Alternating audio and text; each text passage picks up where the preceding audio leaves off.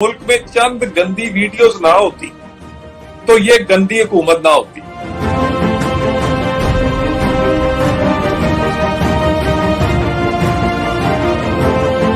कुछ देर की खामोशी है, फिर शोर आएगा। तुम्हारा सिर्फ वक्त आया है, हमारा दौर आएगा।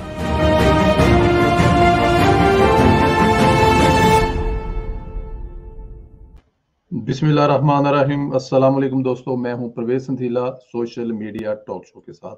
दोस्तों, इस वक्त तमाम अपोजिशन की सियासी जमातों ने कौमी सलामती कमेटी के अजलास पर फौज से वजाहतें मांगनी शुरू कर दी हैं।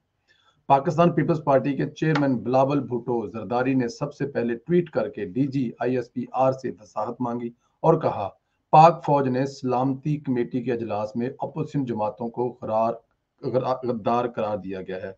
मौलाना फजल रहमान ने भी कुछ देर पहले फौज से वजाहत मांगते हुए कहा है कि जो गैर जानिबदारी के तमगे बीज लगाए हुए हैं, हमें आपकी गैर जानिबदारी पर शक नहीं, लेकिन इस मामले पर वजाहत जरूर दें, अपनी पोजीशन को वाजिया करें। अगर जायजा लिया जाए तो इमरान खान ने कौमी सलामती कमेटी के अलामिये के को ही बुनियाद बनाकर सारी गेम उल्टी, हत्ता कि कौमी सलामती कमेटी के इजलास की बुनियाद पर ही सारी अपोजिशन को गद्दार करार दिया। इसकी बुनियाद पर तहरीक अदम इत्माद मुस्तरद कर दी गई। कौमी सलामती कमेटी के इजलास से पहले इमरान खान के पास कोई पत्ता नहीं था, लेकिन जैसे ही ये कमेटी का इजलास हुआ और इमरान खान साहब ने अपना रवैया आपके सामने जो बदला, तो अब ये कहा जा रहा है कि फौज को चाहिए वो सामने आए और इस पर आकर वजाहत दें कि इमरान खान उनके नाम पर जो गेम कर रहा है, मुल्क की तमाम सियासी जमातों के 190 से 200 लोगों को गद्दार करार दे रहा है। इस पर फौज को अपनी पोजीशन वाज़ेह करनी चाहिए। बहुत सारे दूसरे वैलिड पॉइंट है जिन पर बात करेंगे। हमारे साथ हमारे मेहमान भी मौजूद हो गए। इससे पहले कि मेहमान आए, ये बड़ा मोटा मोटा सा एक सवाल है, या एक बड़ा, मेरी आज पाकिस्तान के साबिक अटॉर्नी जनरल, साबिक वजीर इरफान कादर साहब से भी बात हो रही थी, तो मैं उनसे भी कुछ चीजें पूछ रहा था अपने नॉलेज के लिए, ताकि मैं आप लोगों से वो बातें शेयर कर सकूं। तो मैं उनसे पूछ रहा था कि सर इसका होगा क्या, तो उन्होंने कहा यार ये बड़ी सादी सी सिंपल सी बात है, 1 मिनट का केस है। पहली बात तो है कि अपोजिशन को तो एटलीस्ट अदालत में जाना ही नहीं चाहिए, बल्कि वो गए भी नहीं है अदालत में अगर देखा जाए तो। राजा रजाक साहब ने मैं ज्वाइन कर लिया, कुछ इंटरनेट का उनका जैसे ही मैं फील करता हूं कि they are he is fine. अस्सलाम वालेकुम जी। वालेकुम अस्सलाम संदेला साहब, क्या हाल है आपका? ठीक है जी, बिल्कुल ठीक है। राजा साहब, मैं बिफोर कि मैं आपसे कोई सवाल करूं या आप कोई जवाब दें, एक दो चीजें जो मैं चाहता हूं कि मैं आपके साथ डिस्कस करूं, सुनने वाले सुन रहे हैं एक बड़ी तादाद में, ताकि उनके लिए भी। मेरी इरफान कादर साहब से बात हो रही थी, मैंने उनसे पूछा कि सर ये क्या है, क्या होगा, क्या होने वाला है, तो वो बता रहे थे कि बड़ी सादी सी बात है। एक आइन के अंदर एक कानून है, उस कानून से आगे या पीछे तो कुछ हो नहीं सकता। कुछ जब स्पीकर के पास, स्पीकर ये तहरीक अदम इत्माद को जमा कर लेता है, वो उसके पास पहुंच जाती है, उसको एक्सेप्ट कर लेता है, उसके बाद कानून सिर्फ और सिर्फ एक चीज की इजाजत देता है, वो है कि इस पे सिर्फ वोटिंग हो सकती है, इसके अलावा इस पे और कुछ नहीं हो सकता। बड़ा सादा सा। इसके लेफ्ट, इसके राइट, इसके ऊपर, इसके नीचे दुनिया की कोई चीज नहीं है, बिल्कुल कोई, बड़ी क्लियर है। 14 दिन के अंदर अंदर उस पे वो करवानी पड़ेगी, और अगर आप नहीं करवाते हैं तो फिर समझें कि वजीर आजम खुद ब खुद हैसियत खत्म हो जाएगी। अच्छा, एक चीज तो सर ये हो गई। दूसरी चीज जो मतलब अब ये जो सारा केस चल रहा है अदालतों में, कहता है, उन्होंने कहा था अपोजिशन को सुप्रीम कोर्ट में जाने की भी, अदालत जाने की जरूरत ही नहीं है। भाई क्यों जरूरत है अदालत में जाने की? कानून जो एक साफ कह रहा है, उसमें सुप्रीम कोर्ट तो एक तशरीह कर सकती है ना, किसी कानून को खोल के सामने रख सकती है। यहां पे तो आगे दीवार आ गई है, जैसे कि इससे पहले एक ब्लंडर हो चुका हुआ है, 2/3 सॉरी, ये जो अपना आपकी जो ताहयात नहली पर, ये भी अपनी तरफ से एक कानून बनाया गया है। अब आपके लॉ में तो, कानून में तो ऐसी कोई चीज ही नहीं है। तो यहाँ पे मुझे आपसे जो सवाल करना है वो ये पूछना है, ये चीजें मैंने कहा मैं आपको बताऊं कि मोटी मोटी चीजें हैं, सुनने वाले भी, आपसे पहले मैं बात कर रहा था। अब अगला हुआ ये है कि पिछले 2 दिन में सिचुएशन बड़ी क्लियर होगी हुई, अब क्या होना है। मुझे तो कोई शक नहीं है, मुझे तो कोई उम्मीद नहीं है अच्छाई की, ना मुझे कोई शक है। और नफरत हो रही है इस वक्त पाकिस्तान के, मैं वो लफ्ज नहीं इस्तेमाल करना चाहता, लाइव चल रहा है, लेकिन खैर, फौज से वजाहतें मांगनी शुरू कर दी हैं। सबसे पहले पाकिस्तान पीपल्स पार्टी के चेयरमैन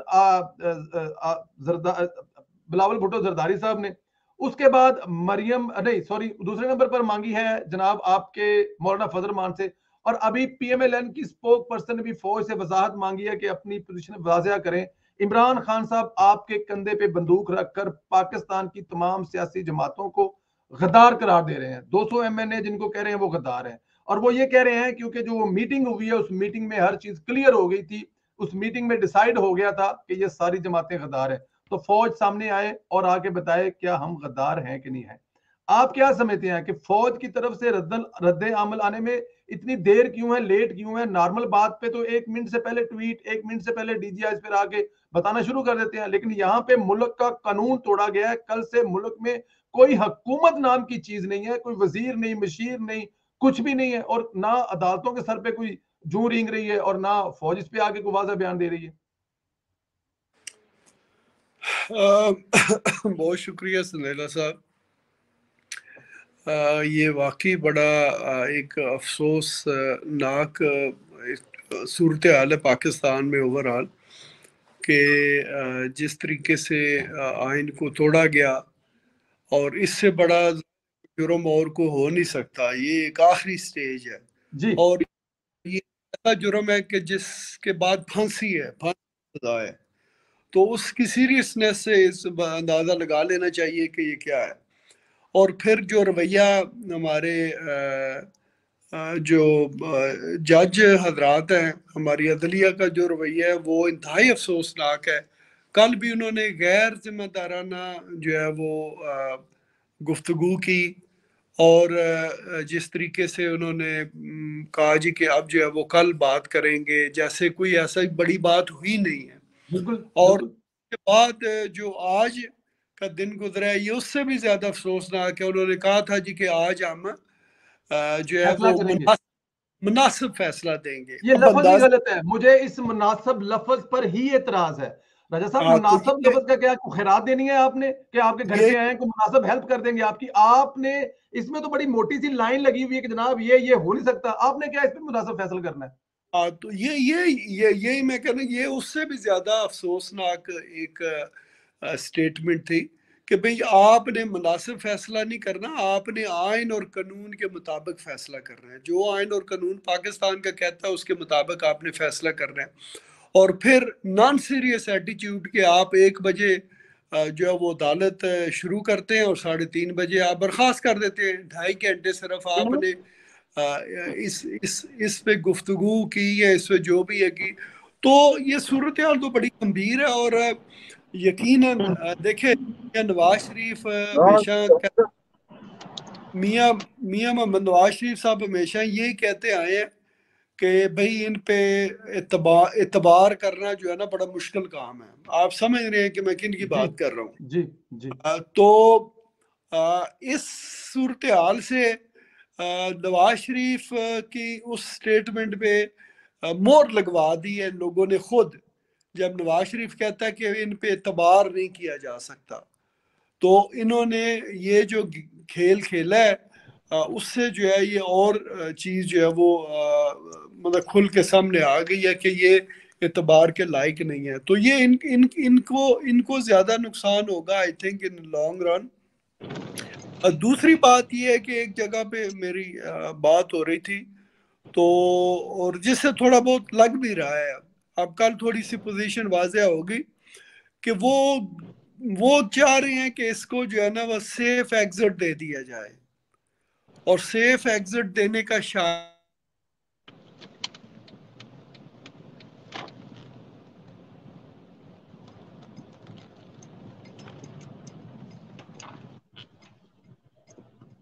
हाँ साहब, राजा साहब के दरमियान में मेरे कॉल आई, उनका नेट हैंग हुआ। खान साहब कैसे हैं आप? खैरियत से हैं?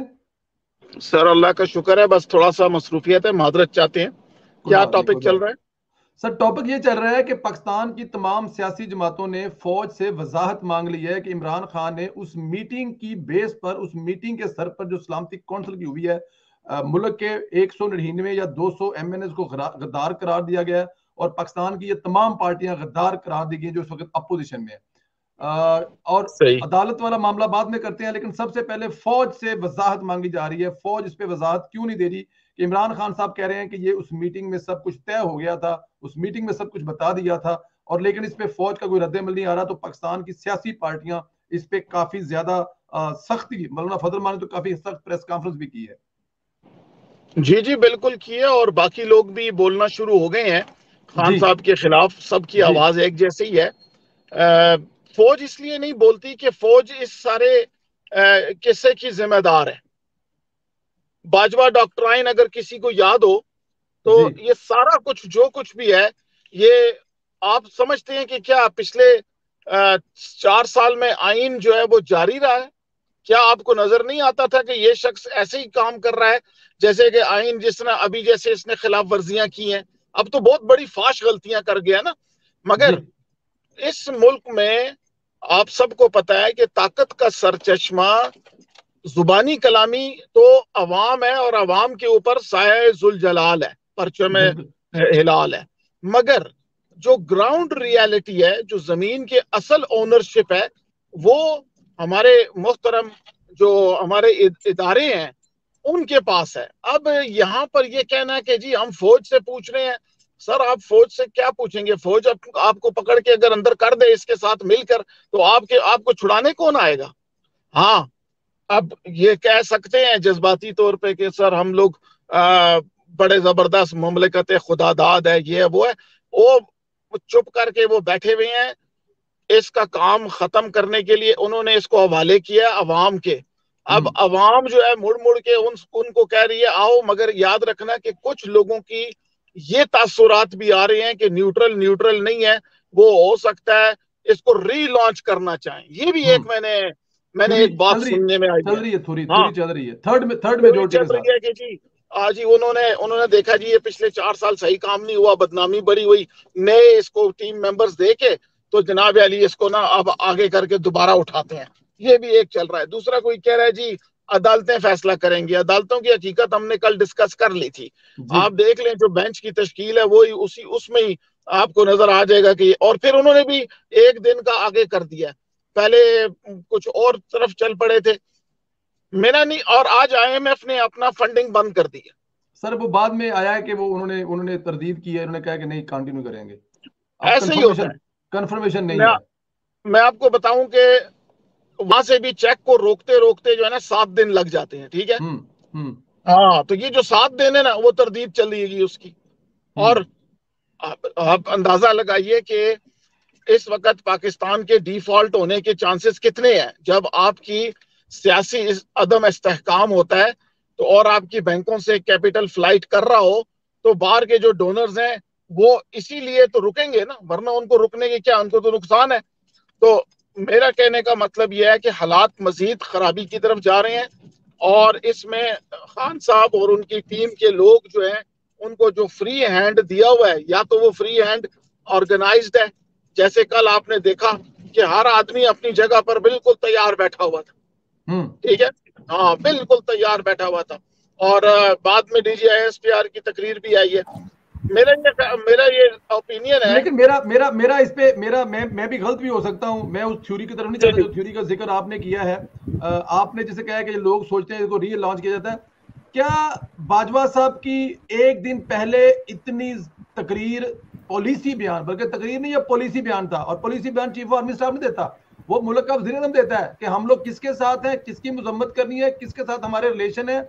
वो वाली तकरीर से लग ऐसे रहा था कि न्यूट्रल, बहुत ज्यादा न्यूट्रल हो गए हैं। इमरान खान की हर की हुई बात को वो बिल्कुल उल्टे जाविये में लेके जा रहे हैं, और फिर सेकंड है इतना बड़ा जो जंप है इमरान खान कर जाता है, इतनी बड़ी तबाही फेर जाता है। तो मेरा मानना है, मैं गलत भी हो सकता हूं, बट मेरा मानना यह है कि वो उस दिन हमें दिखाया गया था, लेकिन बैक एंड पे एक पेज पर है। मैं गलत भी हो सकता हूं। अच्छा, हाँ, अब जो बड़ा खतरा मैं जिसकी तरफ इशारा करूंगा उसके इम्कानात इस बात से वाजे होंगे कि 2 बड़े करीबी लोगों की प्रेस कॉन्फ्रेंसेस सुनने के बाद मुझे ऐसा लग रहा है कि पाकिस्तानी माशरे में जब कोई जिस्म का हिस्सा खराब हो जाए या आपकी टीम का मेंबर बागी हो जाए तो उससे अदम ताल्लुक या उसको आग कर देते हैं या काट देते हैं। ठीक है, बिल्कुल इसी तरह फौज के अंदर भी एक तबका ये जरूर वॉइस ओपिनियन कर रहा होगा कि भाई बाजवा साहब की मोहब्बत में हम लोगों को क्यों खराब किया जा रहा है। हम तो इसमें अदब और एहतराम में शामिल हुए थे, हमें इमरान खान से क्या लेना है। हमें तो पाकिस्तान से लेना है। 2 आदमी, चौधरी सरवर ने क्या कहा कि 184 आदमियों में से खान साहब को आदमी नहीं मिलता, और आज अलीम खान ने कहा कि मैं गोली मारूंगा, इशारा उसका यही था। आपको गोली मारूंगा अगर मुझे ना आता। वो ऐसे ही कहते हैं, वो पहले भी ऐसे ही कहते थे, मगर उन्होंने उसकी भी जो तकलीफ है वो तकलीफ क्या फौज जैसे जज्बाती और हसास इदारे में नहीं होगी लोगों को कि यार ये क्या कर रहे हो तुम लोग। तो अब खतरा ये है अगर वहां डिवीजन हो जाता है, जो कि बाहर नहीं आएगा, और हम उस पर एहतियात के ज़िम्न में बात करते हैं, मगर आपको पता है ताकत का सरचश्मा वही है, उसी की स्टेबिलिटी की वजह से अल्लाह का साया इज़्ज़ुल जलाल है। अवाम का तो यहाँ बुराई से बेड़ा गर्क हुआ है। 10 लाख की बजाय 10,000 भी नहीं आए कल। कहने का है कि अब अगर उस तरफ चली जाती है गेंद और वहां पे डिवीजन हो जाती है, तो ऐन मुमकिन है कि एक छोटा सा एक रद्द अमल शदीद किस्म का दूसरे रैंक्स में से आ सकता है। ये मैं फोरसी कर रहा हूं, क्योंकि पेंटागन आपको पता है यहाँ से हमारे से 16 किलोमीटर दूर है सिर्फ, और वहां पर जो हमारे दोस्त काम करते हैं उन्होंने कुछ इशारा दिया इस बात का कि आखिर इतने जज्बाती लोग हैं, उनको पल पल की खबर होती है, वो क्यों नहीं अपने मुल्क के लिए खड़े होंगे कि इस दागदार और बदबूदार और बेवफा लोगों से जान छुड़ाओ। बिल्कुल ठीक। Thank you. असद साहब हमारे साथ आ गए, अगर इजाजत दें तो जरा मैं इनसे भी, आप हमारे साथ हैं क्या? आपका साथ है हमारे साथ या बेवफाई करेंगे? आपको मेरी आवाज आ रही है? आपको मेरी? जी जी आ रही है, आ रही है। खान साहब आप हमारे साथ हैं या आप धागे वफार? बिल्कुल ठीक आवाज आ रही थी। नहीं मैं इधर ही हूँ सर, मैं इधर ही। अच्छा चले, ठीक है ठीक है ठीक है ठीक है जी। मैं सिर्फ गाड़ी में हूँ, थोड़ा सा कोई बात डिस्ट्रैक्टेड हूँ गाड़ी में, मगर मैं इधर ही हूँ। Don't worry. असद साहब आपको आवाज आ रही है? असद भाई आवाज आ रही है? उनको नहीं आ रही। उनको आपसे इशारा करें। आवाज आ रही है, उनको इशारा करें और रिबूट कर ले। आवाज रुक रुक के आ रही है और संदेला साहब रुक गए हैं। संदेला साहब तो ब्राउजर रिबूट कर लें। असद भाई ब्राउजर रिबूट कर। हमारी तरफ से ठीक है, आपकी आवाज हमें ठीक आ रही है। उनका ब्राउजर रुक गया। एक दफा इंटरनेट को अपने को रीसेट करके दोबारा आए असद आप। रिबूट कर लो। हाँ आ रहे हैं बस। वो कर लेते हैं। मुझे जरा एक बात बताएं, ये जो अदालत में मामला लेके जाया गया है, बल्कि अदालत ने खुद लिया है, 3 बड़ी चीजें हुई हैं, बल्कि 5 बड़ी चीजें हुई हैं, अगर आपको गिन के बताऊं। सबसे पहले कासिम सूरी साहब ने जो किया। अच्छा वो असद साहब ने दोबारा ज्वाइन कर लिया जी, देखते हैं अगर आवाज अभी ठीक है। जी अस्सलाम वालेकुम असद साहब। जी बिल्कुल ठीक है। वालेकुम सलाम। अच्छा जी चले असद साहब ठीक है, खैरियत से हैं? बिल्कुल। अदालत से शुरू करूं या फौज से शुरू करूं? जिथों मर्जी शुरू करो तुसी। I am ready. फौज से वजाहत मांगी जा रही है कि वजाहत है, इमरान खान आपके कंधे पे रख के बंदूक चला रहा है और कह रहा है उस मीटिंग में सब कुछ तय हो गया था। लफ्ज तय शायद नहीं कह रहा, लेकिन वो कह रहा है उस मीटिंग में सब कुछ बताया था। प्रूफ है, सबूत है कि पाकिस्तान की तमाम अपोजिशन जमातें गद्दार हैं और मुल्क के खिलाफ गद्दारी कर रहे हैं और बाहर से पैसे पकड़कर इमरान खान की हुकूमत खत्म कर रहे हैं। पहले बिलावल भुट्टो जरदारी ने वजाहत मांगी, फिर बड़ी सख्त प्रेस कॉन्फ्रेंस की मौलाना फजल मान ने, और अभी मरियम औरंगजेब साहिबा ने भी वजाहत मांगी है फौज से कि वजाहत दें। संदेला साहब किस चीज की वजाहत मांग रहे हैं? जो damage has been done. Sir still क्या वो Wajahat, damage has been done, it's okay always, but the problem is that कि वो जो हुआ है वो इमरान खान साहब फौज के कंधे पे बंदूक रख लेके, उनको पता है, मैंने उनको सबूत दिए हैं, उनके सामने सारा कुछ हुआ है, तो क्या उनको आगे बताना चाहिए इस मुल्क की? चले छोड़ दे सियासी पार्टियों, मुझे और आपको एक नॉर्मल इंसान को, पाकिस्तानी को ये बताना चाहिए कि इनकी मुल्क के शहबाज शरीफ, मौलाना फजल रहमान, आसिफ अली जरदारी, बिलावल भुट्टो जरदारी, कांजू मांजू व्हाटएवर जो भी सियासतदान है, सारे के सारे गद्दार है। ये हमें बताना तो चाहिए ना सर। आपको मेरी बात बिल्कुल प्रॉपर आ रही है ना? जी ठीक है। मैं आपको ये बताता हूँ कि देखें, सुप्रीम कोर्ट से हम सबको उम्मीद है, ये आप सुनना चाह रहे होंगे, सब यही बातें कर रहे हैं। नहीं, लोग यही बातें कर रहे हैं ना अपने। जैसे फजल रहमान ने भी ये कहा कि हमें सुप्रीम कोर्ट पे पूरा भरोसा है, सुप्रीम कोर्ट बेहतर फैसला करेगी, लेकिन उन्होंने थोड़ा सा धमकी अमेज लहजे में बात की कि अगर सुप्रीम कोर्ट को इसके अगेंस्ट फैसला आना चाहिए, इस रूलिंग के अगेंस्ट फैसला आना चाहिए, उन्होंने ये भी अल्फाज इस्तेमाल किए हैं। फौज वजाहत दे तो रही है, फौज ने तो शुरू में भी ये बातें की कि जो इमरान खान ने बातें की कि अमेरिका हमारे खिलाफ है, इससे बड़ा और बयान क्या होगा कि जो अमेरिका और यूरोपीय यूनियन पाकिस्तान से कहलवाना चाह रहा था, जनरल बाजवा ने अपनी पूरी स्टेटमेंट में वो बात कह दी। जनरल बाजवा किस हैसियत से ये कह रहे हैं? पाकिस्तान का वज़ीर-ए-आज़म पॉलिसी बयान देता है ना, पाकिस्तान का वज़ीर-ए-आज़म पॉलिसी बयान गया, वो किस हैसियत में कह रहे हैं? क्या वो हमें ये यकीन दिला रहे हैं हमारे मुल्क में, क्योंकि वो हमें यकीन दिला रहे हैं, वो क्या नहीं सुने ना, वो क्या हमें यकीन दिला रहे हैं कि भाई मैं इमरान खान के साथ नहीं हूं, हमारा कोई तल्लुक नहीं है, और उधर से पीछे से हो वही रहा है जो इमरान खान करना चाहता है? हमारे मुल्क में ना एक तासुर है कि अभी तक वो तासुर, जाहिर सी बात है सर, हमारे मुल्क में एक 30-35 साल की मार्शल लॉ रही है और अभी तक हम यही समझ रहे हैं कि शायद फौज ही हर चीज करती है इस मुल्क के अंदर, तो वो तासुर इतने आराम से जाएगा नहीं।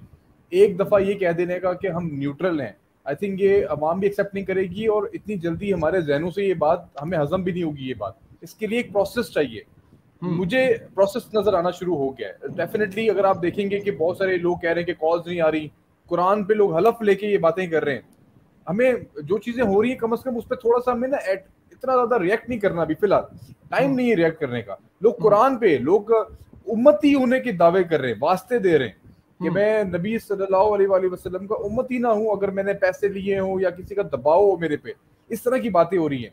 तो ये चीजें क्लियर इंडिकेशन तो है ना कि यार चलो कुछ तो है कि कोई न्यूट्रल नहीं है।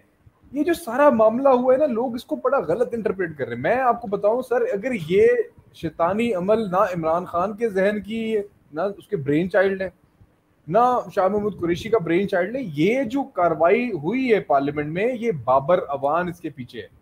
ये शैतानी खेल ये सिर्फ बाबर अवान के दिमाग से निकल सकता है सर, और किसी के दिमाग, मैं ये नहीं कहूंगा कि वो शैतान नहीं है, मैं कहूंगा वो इतने कैपेबल नहीं है। अगर असद मिर्जा का ब्रेन वॉश हो सकता है 2-4 स्पेसेस सुन के ना, तो फिर मेरे जैसे बंदे का क्या हाल होगा? मुझे ये समझ नहीं आ रही कि ये सारी की सारी गेम ही एक बंदे की है और उसका नाम बाबर अवान है।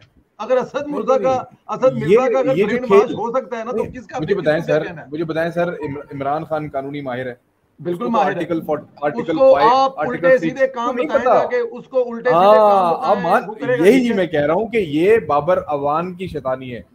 ये मशवरे उसको बाबर अवान ने दिए हैं, ये आगे बात प्रूफ होगी, ये अदालत में प्रूफ होगी ये बात। मैं यही तो कहना चाह रहा हूँ। देखिए इमरान खान तो मास्टरमाइंड है ना, बेसिकली करता धरता वही है, इसके पीछे कौन होगा? मतलब फौज अगर ये कंसर्न होगी या अभी बैठ के कुछ बातें हो रही होंगी या पूछा जा रहा होगा कि यार ये क्या किया आप लोगों ने, और ये किसका बात तो होगी ना, किसका मशवरा था?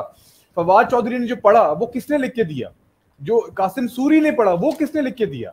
ये बातें तो होंगी ना, ये बातें खुलेंगी ना। सुप्रीम कोर्ट अल्टीमेटली किसी एक बंदे के ऊपर रख के बंदूक चलाएगी, क्योंकि वो किसी ने एक बंदे को कटहरे में खड़ा करेगी, पर वो बंदा बाबर अवान होगा। इमरान खान इसमें से बरी होगा, इसमें से कासिम सूरी बरी होगा, फवाद चौधरी बरी होगा। अल्टीमेटली ये तमाम तर मशवरे देने वाला जो शख्स है उसके ऊपर सारी बात आएगी। अब जहां तक बात सुप्रीम कोर्ट का ही हमें फैसले का इंतजार करना है सिंधिया साहब।